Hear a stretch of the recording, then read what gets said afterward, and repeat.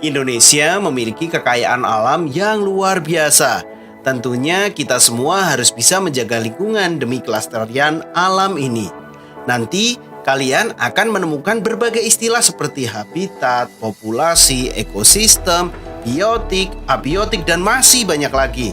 Mari kita pahami bersama dan nantinya setelah sahabat mempelajari materi ini, sahabat bisa lebih menjaga dan mencintai lingkungan di sekitar kita. Yuk simak video berikut ini.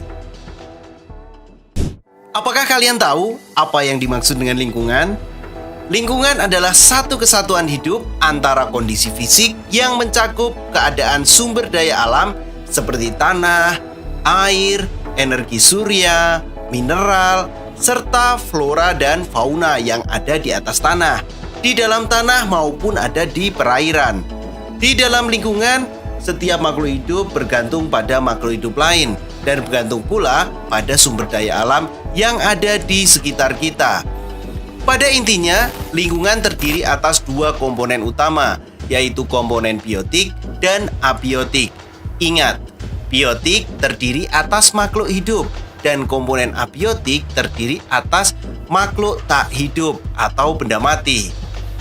Hubungan antara makhluk hidup dengan lingkungannya, baik lingkungan yang berupa makhluk hidup maupun benda-benda tak hidup, membentuk suatu hubungan timbal balik yang rumit dan kompleks. Makhluk hidup dengan lingkungannya yang saling berhubungan di alam biasa disebut dengan ekosistem. Nah, dari sini saja kalian sudah menemukan istilah lingkungan, biotik, abiotik, dan juga ekosistem. Lanjut lagi ya. Untuk lebih jelasnya, coba kalian perhatikan sejenak habitat yang ada di lautan. Muncul lagi habitat. Coba tahan dulu, apa itu habitat? Habitat adalah suatu tempat di mana makhluk hidup atau organisme tinggal. Yuk kita perhatikan habitat di lautan. Coba kita sebutkan satu persatu komponen biotik yang ada di lautan. Coba sahabat sebutkan. Ikan, ya ada ikan. Hewan air, macam-macam ya. Ada kuda laut, penyu, bintang laut, anemon laut, dan masih banyak lagi tentunya.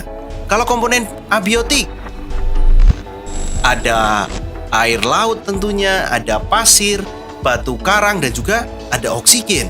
Coba, apa bedanya biotik dan abiotik sahabat? Yang pertama, komponen biotik. Komponen biotik adalah komponen dalam ekosistem yang mengacu pada makhluk hidup atau organisme. Artinya, semua makhluk hidup dalam ekosistem termasuk komponen biotik, baik itu manusia, hewan, tumbuhan, hingga makhluk hidup mikroskopik, seperti bakteri ataupun dekomposer.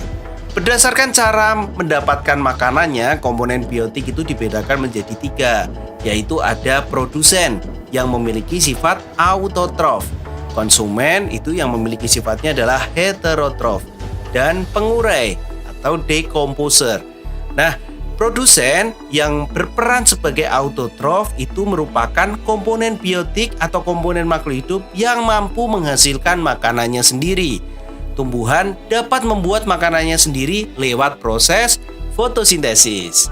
Nah, yang kedua adalah konsumen yang memiliki peran itu heterotrof. Nah, organisme heterotrof adalah komponen biotik atau makhluk hidup yang tidak dapat menghasilkan makanannya sendiri dan bergantung pada organisme lain sebagai bahan makanan. Hewan termasuk sebagai konsumen atau organisme heterotrof. Begitu juga dengan manusia. Manusia juga heterotrof. Nah, terdapat 3 jenis konsumen berdasarkan dari sumber makanan yang dikonsumsi. Antara lain ada karnivora, yaitu organisme yang sumber makanannya adalah daging. Ada herbivora, yang organisme di sini sumber makanannya adalah daun atau tumbuhan. Kalau kedua-duanya namanya apa? Omnivora, yaitu organisme yang sumber makanannya bisa berasal dari tumbuhan ataupun dari makhluk hidup seperti daging istilahnya dan organisme yang lain. Nah, peran yang ketiga yaitu pengurai atau dekomposer. Pengurai atau dekomposer merupakan organisme yang bertugas untuk menguraikan sisa-sisa makhluk hidup yang telah mati untuk dijadikan mineral dan unsur hara tanah. Tentunya dengan adanya dekomposer membuat keseimbangan ekosistem ini tetap terjaga. Nah, itu adalah komponen biotik. Apa itu komponen abiotik sekarang sahabat? Komponen abiotik adalah komponen yang tidak hidup, sesuatu yang tidak hidup yang ada pada ekosistem. Adanya komponen abiotik sangat menentukan apa saja jenis makhluk hidup yang bisa tinggal dan bertahan di sebuah lingkungan ekosistem tertentu. Yang termasuk dalam komponen abiotik atau tak hidup itu dalam ekosistem antara lain air, udara, tanah, suhu, kelembapan, sinar matahari, iklim, dan masih banyak yang lain. Berikut adalah pembahasan untuk memulai bagaimana dasar-dasar interaksi antar makhluk hidup tentunya. Nah pemirsa, persoalan sampah ternyata masih saja menjadi polemik. Perilaku membuang sampah sepertinya masih banyak ditemui di Indonesia. Kualitas udara di Jakarta semakin mengkhawatirkan. Keadaan pabrik mencemari lingkungan. Sampah. Koresponden lingkungan Angkut setiap hari hanya untuk membiarkan pemerintah bisa menemukan Tanpa memikirkan efek tak luput di ya. dasar laut. di kota. Persoalan sampah Warga Perilaku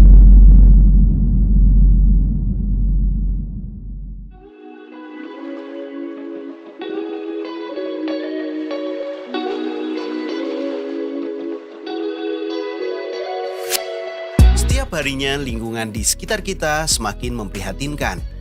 Semakin banyak bagian dari lingkungan yang tercemar, baik karena adanya aktivitas berat seperti aktivitas industri maupun limbah rumah tangga, karena masih banyak dari kita yang membuang sampah sembarangan. Tapi penasaran gak sih, apa sebenarnya pencemaran lingkungan? Yuk simak video berikut ini. Sekarang kita akan membahas apa itu pencemaran lingkungan. Mengutip dari situs resmi Kementerian Lingkungan Hidup Republik Indonesia pada UU Nomor 4 Tahun 1982 tentang ketentuan-ketentuan pokok pengelolaan lingkungan hidup, menjelaskan bahwa pengertian pencemaran lingkungan adalah memasukkan makhluk hidup, zat, energi, ataupun komponen lain ke dalam lingkungan atau berubahnya tatanan lingkungan akibat kegiatan manusia dan proses alam. Atau dengan kata lain, pencemaran lingkungan merupakan hal yang menyebabkan kualitas lingkungan menurun hingga tingkatan tertentu yang dapat mengakibatkan lingkungan menjadi tidak dapat berfungsi sebagaimana mestinya. Nah, selanjutnya kita akan mempelajari faktor-faktor penyebab pencemaran lingkungan. Apa kalian tahu faktor-faktor yang menyebabkan terjadinya pencemaran lingkungan? Kita akan bahas. Faktor-faktor yang pertama adalah pertambahan penduduk yang tidak terkendali. Pertambahan penduduk yang berlebihan bisa menyebabkan pencemaran lingkungan. Jika tidak dibarengi dengan peningkatan fasilitas yang tersedia, misalnya kalau jumlah penduduk itu lebih banyak dibanding dengan pembuangan sampahnya, tentu akan semakin banyak sampah yang tidak tertampung. Di sini dapat menyebabkan pencemaran lingkungan yang semakin parah. Faktor yang kedua di balik terjadinya pencemaran lingkungan yaitu adanya polutan dalam jumlah besar sehingga tidak dapat dinetralisir kembali. Wah, polutan. Ada istilah baru. Apa itu polutan? Polutan adalah komponen penyebab pencemaran yang menyebabkan polusi ya sahabat. Jadi polutan bisa berbentuk makhluk hidup, zat atau energi. Wah, pastinya banyak banget tuh bentuknya. Betul sekali. Suatu zat bisa dikatakan polutan apabila kadarnya melebihi ambang batas dan berada pada waktu yang tidak tepat ataupun berada di tempat yang tidak semestinya. Polutan bisa mencemari lingkungan untuk sementara ataupun dalam jangka panjang. Selanjutnya kita akan mengenal jenis-jenis pencemaran lingkungan. Ada beberapa jenis pencemaran. Jenis pencemaran antara lain pencemaran udara, pencemaran air, pencemaran tanah, sampah organik, pencemaran cahaya, bahkan ada pencemaran suara loh. Kita akan bahas secara singkat satu persatu ya. Jadi yang pertama ada pencemaran udara. Sesuai dengan namanya, pencemaran udara disebabkan oleh pembakaran yang tidak sempurna. Misalnya dari minyak bumi, batu bara, asap rokok, dan gas-gas lainnya yang mencemari udara. Polutan salah satu contohnya ada CO, CO2, ada NO. Dan di situ satuan polutan bisa dinyatakan dalam ppm atau part per million. Oke, itu adalah pencemaran udara. Bagaimana dengan pencemaran air? Pencemaran air itu terjadi karena zat-zat yang mengakibatkan kualitas air terganggu. Bisa terjadi pada sumber mata air, sungai, waduk ataupun air laut. Itu pencemaran air. Selanjutnya pencemaran tanah. Pencemaran tanah terjadi akibat masuknya zat atau komponen lain di dalam areal tanah. Pencemaran air dan tanah bisa terjadi dalam bentuk pencemaran biologi ataupun kimia. Selanjutnya adalah sampah organik. Sampah organik yang dibuang ke perairan akan mengalami pembusukan oleh bakteri pembusuk yang membutuhkan oksigen tentunya, sehingga menyebabkan kadar oksigen di perairan berkurang dan menyebabkan organisme-organisme di ekosistem perairan tersebut kekurangan oksigen. Bisa berakhir kematian nih. Oleh karena itu, jangan membuang sampah sembarangan ya sahabat semua. Nah, masih ada pencemaran cahaya. Pencemaran cahaya terjadi akibat cahaya dari teknologi modern seperti lampu. Kenapa demikian? Karena cahaya dapat mengubah persepsi siang dan malam makhluk hidup, sehingga akan mengganggu keseimbangan ekosistem. Contoh dampak pencemaran cahaya itu ada yang burung berkicau di jam-jam yang tidak biasa karena terkecoh tentang cahaya terang di malam hari di situ. Ada juga hewan yang kesulitan mendapatkan makanan karena jadwal siang dan malam yang terlihat baur misalnya bisa tertukar nih.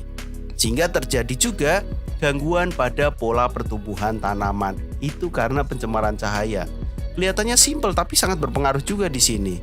Selanjutnya ada pencemaran suara. Pencemaran suara disebabkan oleh suara bising yang berlangsung secara terus-menerus, seperti mesin industri, kendaraan bermotor, dan pesawat terbang. Suara yang timbul akibat melebihi kadar dapat mengganggu pendengaran dan mempengaruhi sistem metabolisme. Bisa juga kalau misalnya selera musiknya nggak sama nih. Bisa menjadi pencemaran juga ya di situ. Pencemaran suara dapat menyebabkan gangguan-gangguan metabolisme, gangguan tekanan darah, gangguan jantung. Bisa darah tinggi kali ya, karena nggak suka musiknya dia dengerin terus-menerus, suaranya keras lagi. Nah, itu adalah pencemaran-pencemaran yang ada di sekitar kita.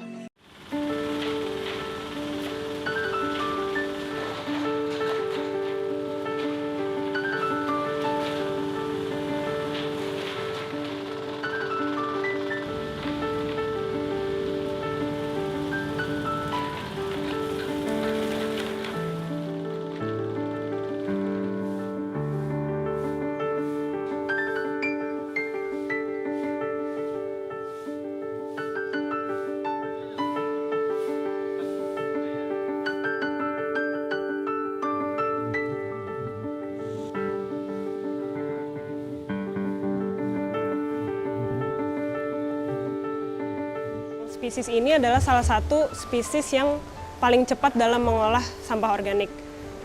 Kemudian di fase lalatnya itu mereka nggak punya mulut, jadi nggak menyebarkan vektor penyakit seperti lalat yang biasanya kita temui di rumah kayak lalat buah, lalat rumah gitu. Kalau kita di rumah kita mungkin jarang ketemu gitu karena mereka lebih suka mencari makanan-makanan yang udah mulai membusuk gitu biasanya.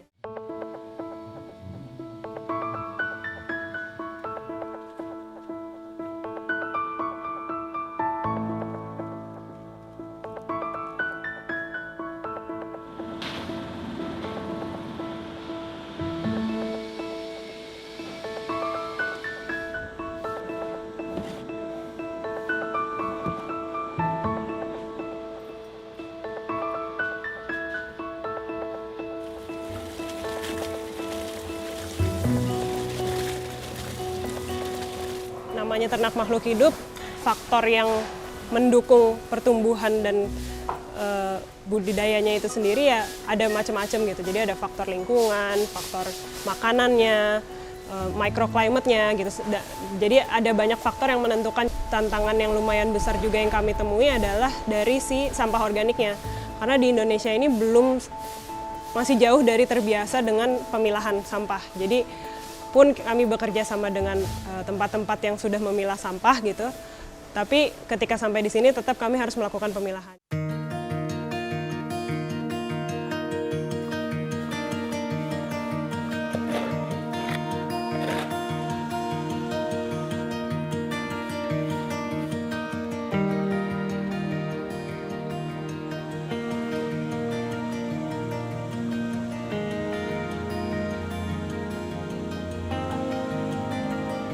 Kalau masalah sampah organik itu kenapa bisa sangat besar, itu karena memang sampah organik itu kalau dibandingkan sampah-sampah lain yang non-organik seperti plastik, kardus gitu misalnya ya, dia kan dianggap tidak bernilai ekonomis, Mas. Kalau kita ngelihat di Indonesia sih udah mulai ada muncul beberapa inovasi-inovasi pengelolaan sampah organik, tapi memang inisiatif-inisiatif ini tuh sifatnya masih relatif sporadis gitu ya, skalanya juga lebih kecil, jadi nggak terlalu terasa dampaknya kalau kita ngelihat se-level Indonesia.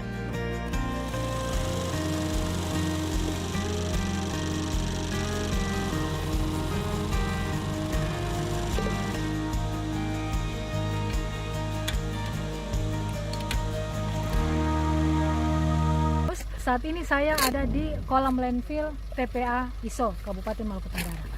Saat ini saya mau membuat video terkait dengan pengelolaan sampah plastik atau pengelolaan sampah non-organik.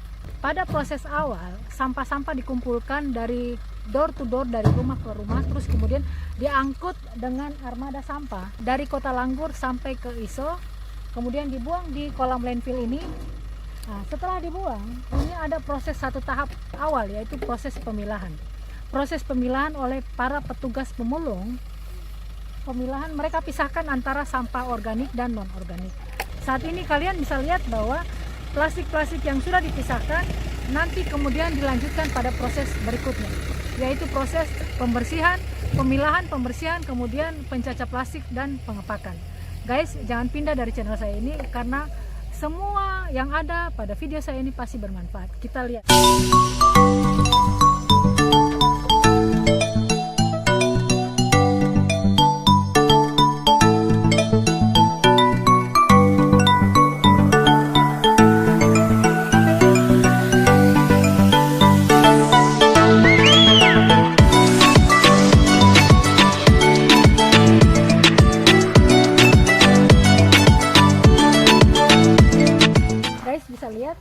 Ini adalah tempat sementara sampah plastik yang diambil dari kolam landfill tadi.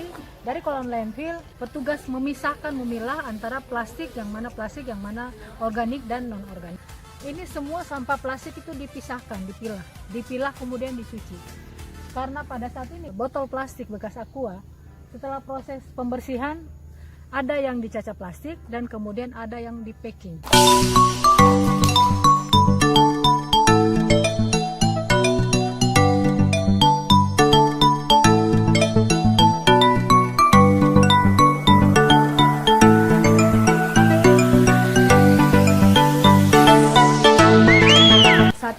Sudah berada di rumah produksi pengolahan plastik, sampah plastik. Guys bisa lihat di dalam ibu-ibu petugas pengolahan plastik, petugas di TPS ini membersihkan gelas-gelas plastik, gelas-gelas bekas minuman dalam kemasan. Guys bisa lihat.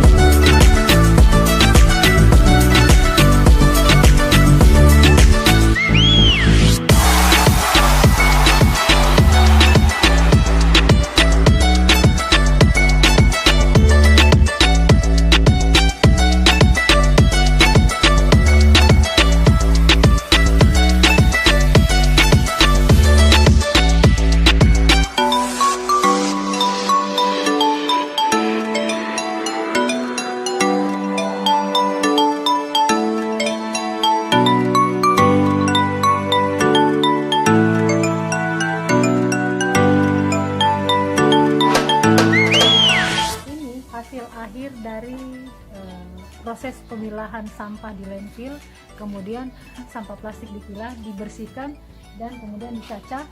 Dari ini, tahapan ini terus kemudian dikeringkan dan di packing. Kalau setelah dikeringkan dan di packing, lalu dipasarkan.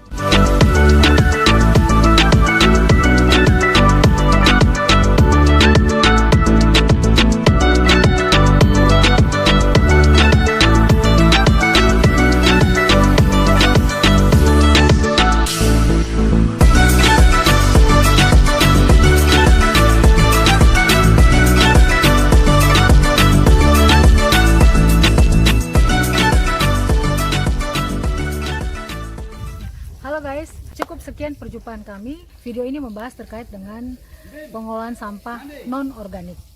Guys bisa lihat dari rangkaian awal proses pemilahan sampah non-organik sampai kepada pencucian, kemudian sampai kepada proses packing dan kemudian hasil akhir dijual. Ada pesan yang ingin saya sampaikan bahwa ternyata sampah itu ada nilainya.